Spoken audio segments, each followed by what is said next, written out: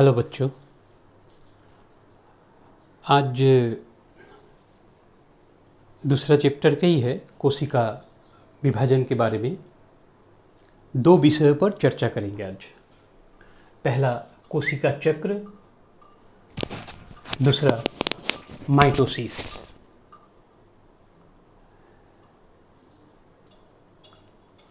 कोशिका चक्र के बारे में पहले कुछ बात चर्चा करेंगे। यहाँ पर हम लोग इसके पहले भी पढ़े हैं कि कोशिका विभाजन का अर्थ होता है एक कोशिका से दो कोशिका बनना, मगर इसका अर्थ ये नहीं कि कंटिन्यू दो बना फिर दो से चार, चार से आठ, ऐसा बात नहीं है। कोशिका कंटिन्यू लगातार विभाजन होते रहता है, ऐसा भी नहीं है। तो होता क्या है कोशिका विभाजन में? कोशिका विभाजन दो चक्रों में होता है। पहले कोशिका विभाजन के लिए तैयार होता है, जिसको वृद्धि कहते हैं। कोशिका आकार में बढ़ता है। कोशिका के अंदर कुछ कोशिकांग होते हैं जिनका आकार में वृद्धि होता है। उसके बाद फिर कोशिका विभाजन होता है। विभाजन होने के बाद जो नया कोशिका बना, उनमें फिर तैयारी होने का बात होता है, जिसको वृद्धि कहते हैं। यानी दो कोशिका विभाजन जो होता है दो चरणों में होता है, पहले वृद्धि और फिर कोशिका विभाजन। इसी को कहते हैं कोशिका चक्र, सेल साइकिल। क्या है इसका परिभाषा? कोशिका का वृद्धि और विभाजन के विभिन्न दशाओं का चक्राकार, चक्र के रूप में जो आवर्तन हम लोग अभी चित्र में देखेंगे, चक्राकार आवर्तन को ही कोशिका चक्र कहते हैं। यानी ये जो कोशिका विभाजन जो है ये एक चक्राकार रूप में चलता है। तो कोशिका वृद्धि और विभाजन, ये दो कोशिका विभाजन का दो दशाएं हैं। पहले वृद्धि होगा फिर विभाजन होगा, लेकिन डायरेक्ट नहीं, विभिन्न दशाओं, कई दशाएं होती हैं इनमें। कोशिका वृद्धि और विभाजन की विभिन्न दशाओं का चक्राकार आवर्तन को कोशिका चक्र कहते हैं। तो हम लोग चित्र के माध्यम से इस बात को समझते हैं किस प्रकार से ये चक्राकार आवर्तन करता है। यहाँ पर कोशिका चक्र को हम लोग देख रहे हैं पूरा। अगर इस कोशिका चक्र को हम लोग यहाँ पर एक ब्लू कलर से देखो, यहाँ से किया गया है पूरा, इसको कहते हैं इंटरफेज दशा। यहाँ नहीं लिखा हुआ, मैं यहाँ ये इंटरफेज, ये जो पूरा यहाँ से यहाँ तक, ये मान लो एक कोशिका चक्र है। कोशिका चक्र में जिसको हम लोग वृद्धि का दशा हम लोग बोल सकते हैं, ये जो वृद्धि जिसको कह रहे हैं, कोशिका चक्र की अवस्थाएं, दो अवस्थाएं हैं, एक को इंटरफेज कहते हैं और दूसरे को माइटोटिक फेज कहते हैं। दो दशाएं हैं कोशिका चक्र के। इंटरफेज यानी हम लोग इसको वृद्धि के तरह सोच सकते हैं, बोलने में इसका नाम बोलते हैं इंटरफेज यानी आई फेज। और जो विभाजन का दशा है उसको कहते हैं माइटोटिक फेज। जो विभाजन, जिसमें कोशिका का विभाजन होता है, उसको कहते हैं माइटोटिक फेज या एम फेज। तो कोशिका चक्र को जब चित्र में दिखाएंगे तो यहाँ से देखो, यहाँ से यहाँ तक जो समय है या दशा जो है, इसको कहते हैं इंटरफेज। यहाँ से यहाँ तक इंटरफेज है, जिसको देखो तीन भागों में बांटा गया, G1, S, G2, ये इसका दशाएं। इंटरफेज में भी तीन अलग अलग दशाएं हैं, G1, S और G2। और एक छोटा सा जो समय, एक छोटा सा जो दिखाई दे रहा है ये चक्राकार आवर्तन में, यहाँ से यहाँ तक, इसको कहते हैं माइटोटिक फेज। ये माइटोटिक फेज, ये M और इसको I बोलते हैं। ये कोशिका चक्र की दो अवस्थाएं हैं। माइटोटिक फेज में क्या है हम लोग बाद में डिटेल्स में पढ़ेंगे, अभी संक्षेप में जान लो। P मतलब प्रोफेज, M मतलब मेटाफेज दशा, A मतलब एनाफेज, T मतलब टेलोफेज। ये चार दशाएं हैं।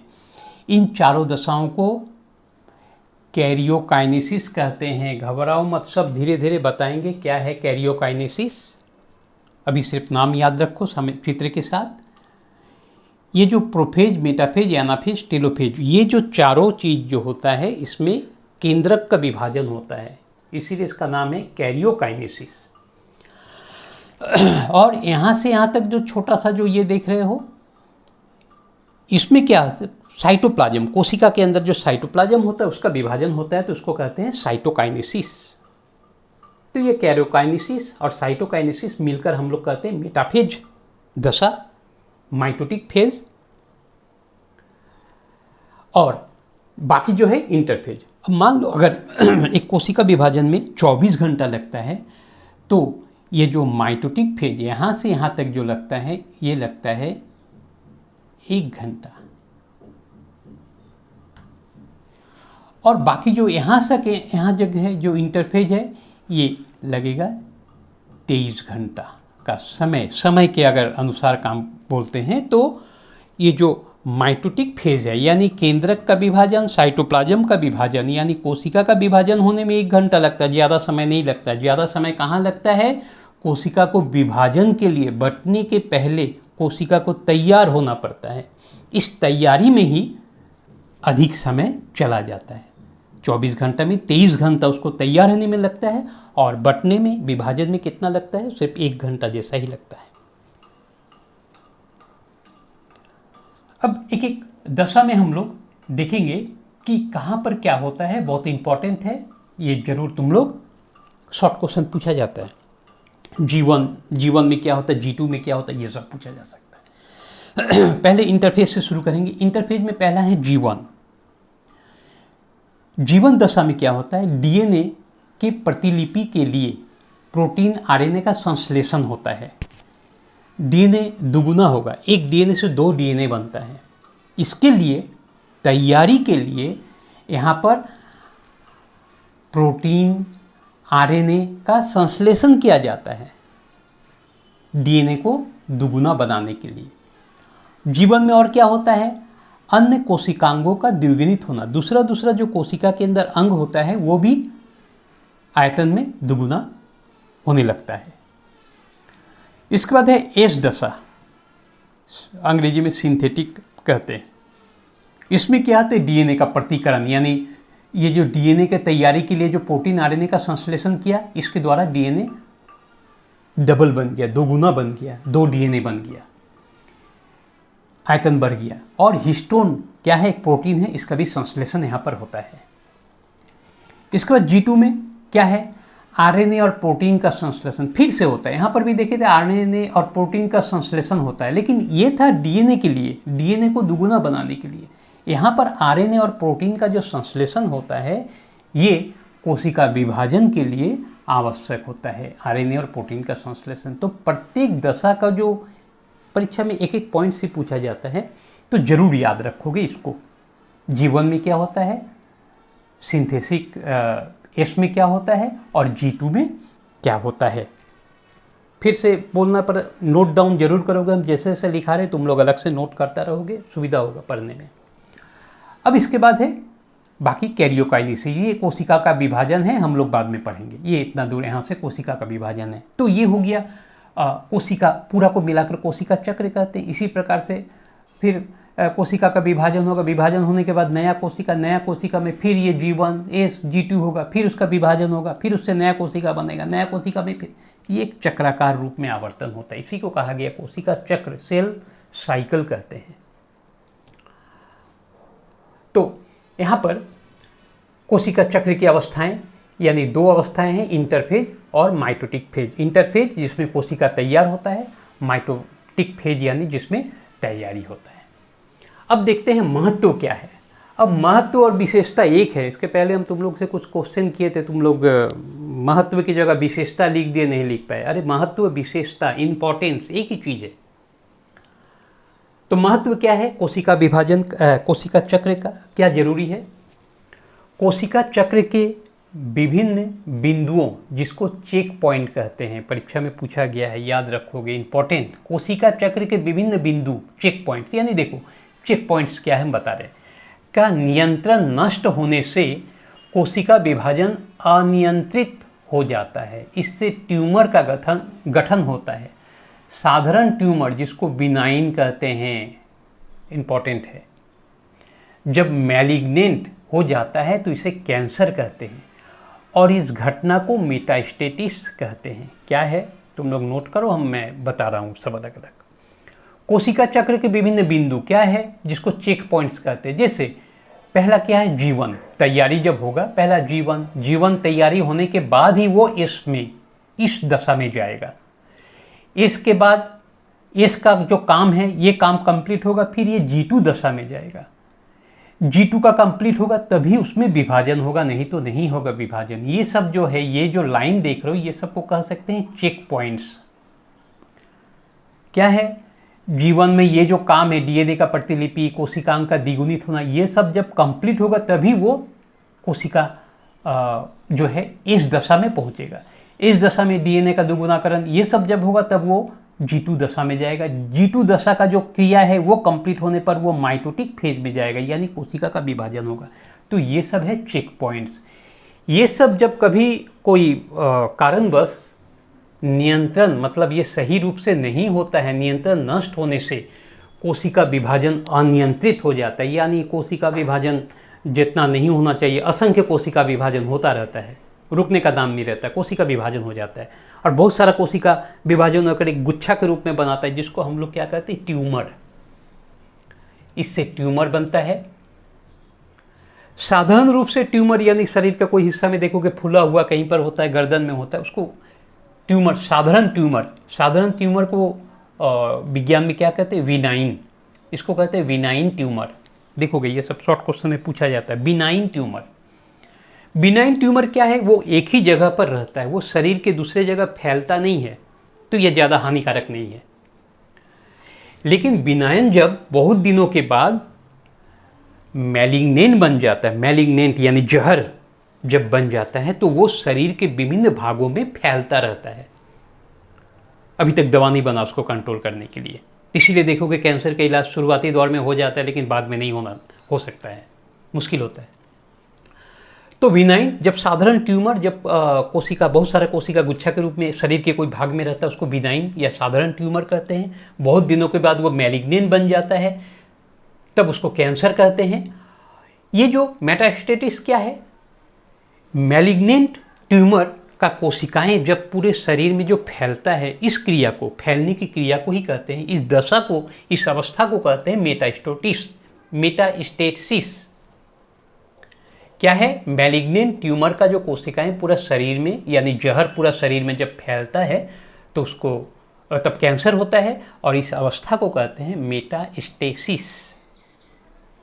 ओके, याद रखोगे ये यहाँ तक। और एक है, दूसरा पॉइंट है महत्व या विशेषता में इंपॉर्टेंस, परिणत आरबीसी, आरबीसी लाल रक्त कणिकाएं जो शरीर में जो है, न्यूरॉन जो पहला पढ़ा हम लोग पढ़ चुके हैं, न्यूरॉन कोशिका जो है, ये सब कोशिका विभाजित नहीं होता है, ये G0 दशा में निष्क्रिय रूप से स्थित होता है। G0 दशा, ये G0 दशा देखो, एक कोशिका चक्र के बाहर में एक G0 दशा दिया गया। क्या है कि कुछ कोशिकाएं जो होता है, जैसे यहाँ पर बताया गया न्यूरॉन, आरबीसी, ये सब में कोशिका विभाजन नहीं होता है। तो विभाजन नहीं होता है तो जीवन से ही ये G0 अवस्था में ये सब कोशिकाएं चला जाता है, ये निष्क्रिय हो जाता है, ये और आगे नहीं बढ़ता है, सिंथेसिस नहीं करता है, G2 नहीं होता है, तो ये सब नहीं होगा तो इसका विभाजन भी नहीं होगा न्यूरॉन में, इसीलिए कोशिका विभाजन नहीं होता है। और एक कारण है न्यूरॉन का कोशिका विभाजन नहीं होने का, सभी कोई जानते हो, न्यूरॉन जो कोशिका है उसमें सेंट्रोजोम नहीं होता है, सेंट्रोजोम होने से भी निष्क्रिय रहता है, इसलिए न्यूरॉन का कोशिका विभाजन नहीं होता है। छोटा छोटा ये सब पॉइंट से पहले भी बता चुके, जरूर याद करोगे, यदि लगे जरूरी है नोट डाउन कर लोगे तुम लोग। G0 के बारे में और हायर क्लास में अगर कोई विज्ञान लेते हो तो हायर क्लास में और G0 के बारे में और जानकारी लोगे। तो ये कोशिका चक्र में इतना ही हुआ। अब है, हम लोग देखेंगे अगला टॉपिक जो है माइटोसिस के बारे में। ये क्या है, ये कोशिका का हम लोग बताए थे, जो यहाँ पर माइटोटिक फेज जो है जिसमें कोशिका विभाजन होता है। कोशिका विभाजन, इसमें एक माइटोसिस कोशिका विभाजन का एक प्रकार है, तुम लोग इसके पहले वीडियो में देखे थे। ये माइटोसिस और मियोसिस, ये सब कोशिका विभाजन का अवस्थाएं हैं। तो माइटोसिस में क्या होता है? माइटोसिस उसके पहले बताया था, ये शरीर के किन भागों में होता है? शरीर के शारीरिक कोशिका। शारीरिक कोशिका तो तुम लोग को बता दिए थे। यहाँ पर पूरा क्रोमोसोम संख्या होता है, हाथ पैर नाक हाथ, जहाँ भी आँख, ये सब शरीर का जो अंग है, ये जो कोशिकाएं से बना है, इन कोशिकाओं में माइटोसिस कोशिका विभाजन होता है। और जनन कोशिकाओं में शुक्राणु अंडाणु सिर्फ एक ही जगह है, उसमें मियोसिस कोशिका विभाजन होता है। उसी प्रकार पौधा का तना पत्ती जड़ में जो कोशिकाएं हैं उनमें माइटोसिस कोशिका विभाजन होता है। और बाकी जो है पराग और अंडाणु जो है वहाँ मियोसिस कोशिका विभाजन होता है। तो माइटोसिस कोशिका विभाजन के बारे में अब देखेंगे। इसमें ये कोशिका विभाजन दो भागों में होता है, दो दशाओं में होता है। पहला को कहते हैं कैरियोकाइनेसिस और दूसरा को कहते हैं साइटोकाइनेसिस। कैरियोन का अर्थ होता है केंद्रक, साइटो मतलब साइटोप्लाज्म। अर्थ समझ जाओगे, याद रखने में ज़्यादा कठिन नहीं होगा। कैरियोकाइनेसिस यानी केंद्रक का विभाजन। कोशिका का जो केंद्रक होता है, पहले केंद्रक का विभाजन होता है, इस क्रिया को कैरियोकाइनेसिस कहते हैं। कैरियोकाइनेसिस जो है केंद्रक का विभाजन के लिए 4 दशाएं होता है, प्रोफेज मेटाफेज एनाफेज टेलोफेज। हम लोग हर एक के बारे में एक एक करके देखेंगे। आज पूरा का बारे में नहीं देखेंगे, आज सिर्फ प्रोफेज और मेटाफेज ये दो के बारे में ही देखेंगे। बाकी दूसरे वीडियो में ये आगे के बारे में पढ़ेंगे। साइटोकाइनेसिस ये बाद में होगा, पहले केंद्रक का विभाजन हो जाएगा, इसके बाद इसके बाहर जो साइटोप्लाज्म जो है, साइटोप्लाज्म का विभाजन। साइटोप्लाज्म का विभाजन को साइटोकाइनेसिस कहते हैं और केंद्रक के विभाजन को कैरियोकाइनेसिस। कोशिका के अंदर जो केंद्रक होता है उसका विभाजन को कैरियोकाइनेसिस, और कोशिका के अंदर जो साइटोप्लाज्म होता है, कोशिका द्रव्य होता है, उसको साइटोकाइनेसिस कहते हैं। ठीक है, अब हम लोग ये दो दशा के बारे में आज देखेंगे, प्रोफेज और मेटाफेज। इन दो के बारे में हम लोग आज चर्चा करेंगे। पहला प्रोफेज, ये सबसे लंबा दशा है। कैरियोकाइनेसिस ये जो देख रहे हो,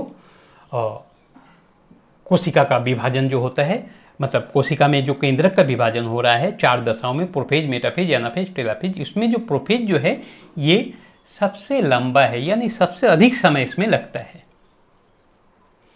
क्या क्या होता है जरूर ख्याल रखोगे बहुत अच्छा से, ये सब शॉर्ट क्वेश्चन में पूछा जाता है। क्रोमाटिन जालिका, पहले कोशिका के अंदर जो रहता है एक जालिका के रूप में, तुम लोग कोशिका का चित्र जब बताए थे देखे थे, केंद्रक में एक जाल जैसा बना देते थे, धागा जैसा था, उलझा हुआ रहता था, तो क्रोमाटिन जालिका उसको कहते हैं। इसी से क्रोमोसोम बनेगा। क्रोमाटिन जालिका से जल वियोजन यानी जल सूखने लगता है। उसके अंदर जो जल था, जल के अंदर वो पूरा उलझा हुआ था, जल सूखने लगता है। इसके द्वारा वो कुंडलित होता है और मोटा होकर क्रोमोसोम बनता है। क्या है सबसे पहले कोशिका के अंदर जो ये जो है केंद्रक, देखो चित्र देखो, ये केंद्रक है, ये कोशिका है, बड़ा वाला कोशिका है और इसके अंदर केंद्रक है। केंद्रक के अंदर जो क्रोमाटिन जालिका, ये सब धागा जैसा उलझा हुआ था, इसमें से जल, इसमें जल का भी मात्रा था, इसका जल का मात्रा सूखने लगता है, तब ये धीरे धीरे कुंडलित होता है, घुमावदार होने लगता है और मोटा होने लगता है। इसका आकार ये सब जो है क्रोमाटिन, ये सब जो देख रहे हो क्रोमोसोम का जो आकार है ये मोटा होने लगता है। अब दूसरा क्या है, प्रत्येक क्रोमोसोम, ये एक एक क्रोमोसोम यहां पर तो क्रोमाटिन में बटा हुआ है था। शुरू में क्या होता है इस तरह का,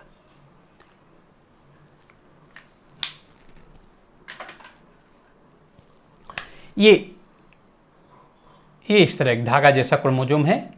ये क्रोमोसोम ये मोटा होने लगता है। पहले एक पतला धागा जैसा था, एक लाइन जैसा, वो धीरे धीरे जैसे जल सूखने लगता है, इससे ये क्रोमोसोम क्या होने लगता है, मोटा होने लगता है। प्रत्येक क्रोमोसोम 2 क्रोमाटिड में बंटकर, तो इसके बाद ये क्या होता है, ये इस तरह करके 2 क्रोमाटिड, ये धागा जैसा रचना, बीच में है सेंट्रोमियर जहां से जुड़ा हुआ रहता है, और ये हो गया 2 क्रोमाटिड। चित्र में देख रहे हो ये 2 क्रोमाटिड में बंट जाता है। कहाँ जुड़ा रहता है, सेंट्रोमियर, बीच में एक रचना है, तुम लोग देखे थे, हम चित्र जब बनाए थे क्लास में, तो क्रोमोसोम का उसमें था, सेंट्रोमियर से जुड़ा रहता है। दोनों क्रोमाटिड एक दूसरे से सर्पिलाकार रूप से ऐठा हुआ रहता है, इसको स्पाइरलाइजेशन कहते हैं। बहुत इंपॉर्टेंट शॉर्ट क्वेश्चन में पूछा जाता है स्पाइरलाइजेशन। दोनों क्रोमाटिड जो है ये एक दूसरे से सर्पिलाकार, सांप जैसा एक दूसरे से उलझा हुआ रहता है, इसीलिए इसको बोलते हैं सर्पिलाकार या स्पाइरलाइजेशन कहते हैं। दूसरा है अगला प्रोफेज में और क्या होता है, न्यूक्लियोलस का आकार घटने लगता है। ये जो चित्र में देख रहे हो, इसमें ये जो छोटा छोटा काला जो देख रहे हो, ये क्या है, न्यूक्लियोलस, यानी हिंदी में कहते हैं केंद्रिका। ये केंद्रिका आकार क्या होगा, घटने, देख लो डॉट डॉट है, कम घटने लगता है। तथा न्यूक्लियोलस और न्यूक्लियर मेम्ब्रेन, न्यूक्लियर मेम्ब्रेन क्या है, ये जो देख रहे हो ब्लू कलर का जो डॉट डॉट है, ये पहले एक आवरण था, मेम्ब्रेन यानी आवरण था, वो धीरे धीरे गायब होने लगता है। इसमें भी धीरे धीरे गायब हो रहा है। तो न्यूक्लियोलस, ये सब इंपॉर्टेंट है। इसमें क्या क्या हो रहा है, न्यूक्लियोलस और न्यूक्लियर मेम्ब्रेन गायब होने लगता, पूरा अभी नहीं होता है, होने लगता, शुरू हो जाता है। प्राणियों में सेंट्रोजोम, अगला विशेषता, प्राणियों में सेंट्रोजोम, देखो यहाँ पर सेंट्रोजोम एक यहाँ पर होता था, ये दो भागों में बढ़ गया सेंट्रोजोम, और क्या बनाता है, सेंट्रियोल, ये सेंट्रियोल बना है, एक सेंट्रियोल, यहाँ पर एक सेंट्रियोल, दोनों में बंटकर विपरीत ध्रुव, ये एक ध्रुव है, ये एक ध्रुव है, दोनों विपरीत ध्रुव, इधर एक इधर जाने लगता है, एक इधर जाने लगता है, दोनों तरफ इस तरह करके जा रहा है। और उनसे क्या निकलता है, ये जो रे देख रहे हो, किरण है, इन किरण को कहते हैं एस्ट्रल किरण। ये प्राणी कोशिका और ये पादप कोशिका, बाद में हम चर्चा कर रहे हैं। इनमें एस्ट्रल किरणें उत्पन्न होती है। तो ये प्रोफेज में इतना ही कुछ होता है। और एक बार चित्र में देख लो क्या होता है। सबसे पहले ये कोशिका है, करीब करीब पौधे का कोशिका और प्राणी कोशिका में एक ही घटना होता है, थोड़ा सा अंतर है। ये इसमें सेंट्रोजोम होता है, इसमें सेंट्रोजोम नहीं होता है, इसमें माइक्रोट्यूब्यूल होता है, जो पहले हम बता चुके हैं, बाकी सब एक ही होता है। तो ये कोशिका का चित्र में देखो, कोशिका का सबसे बाहर को कहते हैं सेल मेम्ब्रेन, इसका ये सेल मेम्ब्रेन है, और ये सेल वॉल है। ये पौधा में एक्स्ट्रा एक कवर पाया जाता है, सेल वॉल है, यहाँ पर इसका जरूरत नहीं है। न्यूक्लियर मेम्ब्रेन यानी ये केंद्रक का जो आवरण है उसको कहते हैं न्यूक्लियर मेम्ब्रेन, जो गायब होने लगता है धीरे धीरे। साइटोप्लाज्म, कोशिका के बाहर जो ये चारों तरफ जो द्रव्य पदार्थ है, ये सब को कहते हैं, ये द्रव्य पदार्थ है, इसको कहते हैं साइटोप्लाज्म। ये बाद में इसका विभाजन होगा। अंदर है ये सब क्रोमोसोम, देखो उदाहरण के तौर पर यहाँ पर 4 क्रोमोसोम लिया गया है। चारों क्रोमोसोम क्या है, 2 क्रोमाटिड में, पहला एक धागा जैसा था, 2 भागों में बंटकर एक जगह जुड़ा रहता है, इसको कहते हैं सेंट्रोमियर, सेंट्रोमियर से जुड़ा रहता है। ये 4 क्रोमोसोम, यहाँ पर भी 4 क्रोमोसोम है। हम 4 क्रोमोसोम से ही समझाने में सुविधा होगा। और इसके बाद जो प्राणी में था, प्राणियों में जो सेंट्रोजोम था, ये 2 भागों में सेंट्रियोल में बंट गया, दोनों तरफ, ये इस तरफ जाने लगा, इस तरफ जाने लगा, और उनसे क्या निकल रहा है, एस्ट्रल किरणें निकल रहा है। ये प्रोफेज हो गया। अब मेटाफेज।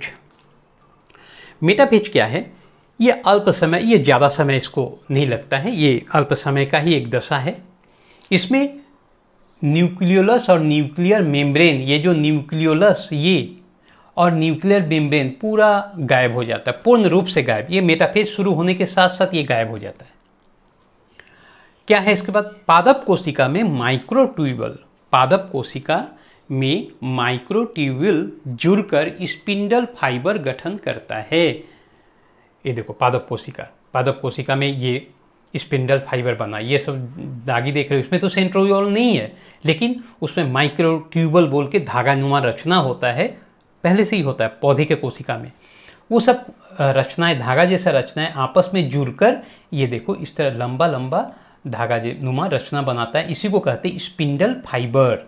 इसमें भी है, और इसमें सेंट्रियोल से ये जो एस्ट्रल किरण था, ये एस्ट्रल किरणें एक साथ जुड़कर क्या बना रहा है, स्पिंडल फाइबर। यहाँ पर भी स्पिंडल फाइबर बन गया मेटाफेज में, यहाँ पर भी स्पिंडल फाइबर बना। अब क्वेश्चन आता है स्पिंडल फाइबर प्राणी में कहाँ से बनता है, तो सेंट्रोजोम से, और पौधों में किससे बनता है, माइक्रोट्यूब्यूल से।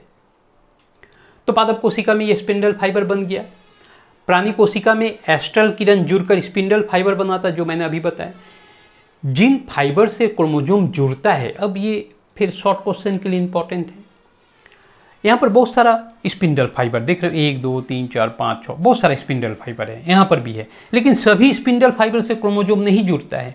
जो स्पिंडल फाइबर से क्रोमोसोम, जिससे इससे जुड़ा हुआ है, इससे जुड़ा हुआ है, इससे, ये चारों से 4 जुड़ा हुआ, बाकी ये सबसे जुड़ा नहीं हुआ है। तो जिनसे जुड़ा हुआ है क्रोमोसोम, उसको कहते हैं क्रोमोसोमल फाइबर। और जिनसे जुड़ा हुआ नहीं है, ये जो लाइन लाइन देख रहे हो यहाँ पर भी लाइन लाइन एक्स्ट्रा जो है उसको कहते हैं अविच्छिन्न फाइबर, कंटिन्यूअस फाइबर कहते हैं। स्पिंडल फाइबर, यहाँ फाइबर बता रहे हैं यानी स्पिंडल फाइबर है। तो कुछ स्पिंडल फाइबर से क्रोमोसोम जुड़ता है, कुछ से नहीं जुड़ता है। जिनसे जुड़ा हुआ रहता है क्रोमोसोमल स्पिंडल फाइबर, जिनसे जुड़ा नहीं होता है उसको कहते हैं अविच्छिन्न स्पिंडल फाइबर। अब नेक्स्ट है क्रोमोसोम के सेंट्रोमियर के काइनेटोकोर स्पिंडल फाइबर से जुड़कर दोनों ध्रुवों के मध्य एक तल पर सज जाता है। इसे इक्वेटोरियल प्लेन या मेटाफेज प्लेट कहते हैं। ये शॉर्ट टर्म, जिस तरह यहाँ पर स्पेरालाइजेशन था, ठीक इसी प्रकार ये इक्वेटोरियल प्लेन है, यहाँ पर मेटाफेज प्लेट है। ये सब जो है शॉर्ट टर्म है, ये सब शॉर्ट क्वेश्चन में 1 नंबर के क्वेश्चन में पूछा जा सकता है। कहाँ पर किस दशा में ये सब होता है ये सब भी ख्याल रखोगे। तो यहाँ पर क्या बताया गया, क्रोमोसोम, ये जो स्पिंडल फाइबर है, स्पिंडल फाइबर क्रोमोसोम के किस भाग से जुड़ा रहता है। तो यहाँ पर हम ये यहाँ पर दिखा सकते हैं कि थोड़ा बड़ा करके, ये हो गया सेंट्रोमियर, ये हो गया क्रोमाटिड, एक क्रोमाटिड, ये दूसरा, ये एक क्रोमाटिड, ये दूसरा क्रोमाटिड, ये एक क्रोमाटिड, ये दूसरा क्रोमाटिड, एक यहाँ से यहाँ तक है, ये 2 यहाँ से, दोनों एक रचना से जुड़ा है, इसको क्या कहते हैं, सेंट्रोमियर। अब सेंट्रोमियर में एक विशेष रचना होता है यहाँ पर और यहाँ पर। सेंट्रोमियर में एक विशेष रचना होता है, ये यहाँ पर ब्लैक कलर का देखो, यहाँ इसको कहते हैं काइनेटोकोर,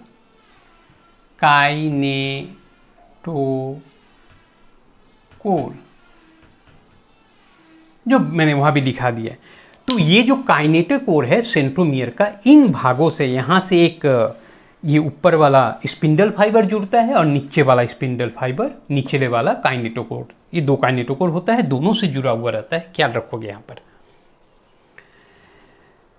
तो ये क्या बोला है, क्रोमोसोम के सेंट्रोमियर के काइनेटोकोर स्पिंडल फाइबर से जुड़कर दोनों ध्रुवों के मध्य एक तल पर सज जाता है। ये एक ध्रुव है, ये मेटाफेज, ये प्रोफेज दशा था, अब मेटाफेज दशा में ये उत्तरी ध्रुव दक्षिणी ध्रुव, ये उत्तरी ध्रुव दक्षिणी ध्रुव, ये दोनों ध्रुवों के मध्य में बीचों बीच देखो एक लाइन में सज गया। ये सब जो क्रोमोसोम है एक लाइन में सज गया, प्राणी में भी पौधा में भी। इस अवस्था को कहते हैं मेटाफेज प्लेट। मेटाफेज प्लेट क्या है, तो ये क्रोमोसोम का दोनों ध्रुवों के मध्य एक तल पर सज जाना मेटाफेज दशा में, इसको कहते हैं मेटाफेज प्लेट। नाम से ही पता चल रहा है, इक्वेटोरियल प्लेन, ये जो तल है जिसमें बीचों बीच सज गया है, इसी को कहा गया इक्वेटोरियल प्लेन। अगला है, इस दशा में क्रोमोसोम सर्वाधिक, ये जो दशा मेटाफेज का जो दशा है, ये भी क्वेश्चन में पूछा जा सकता है, किस दशा में क्रोमोसोम सबसे स्पष्ट होता है, जब ताकि उसे गिना जा सके कितना क्रोमोसोम है, बाकी समय उलझा हुआ रहता है, स्पष्ट नहीं होता है। तो मेटाफेज दशा जो है, ये कैरियोकाइनेसिस का मेटाफेज दशा, ये जो 2 नंबर का दशा है। एनाफेज, टेलोफेज ये सब में इतना क्लियर नहीं होता है। मेटाफेज दशा में ये काफ़ी स्पष्ट रूप में होता है और बीच एक लाइन में चूंकि ये सज जाता है तो इसको गिनने में सुविधा होता है। तो आज इतना ही तक, बाकी नेक्स्ट क्लास में हम लोग एनाफेज, टेलोफेज ये सब जो है इसके बारे में देखेंगे। ओके।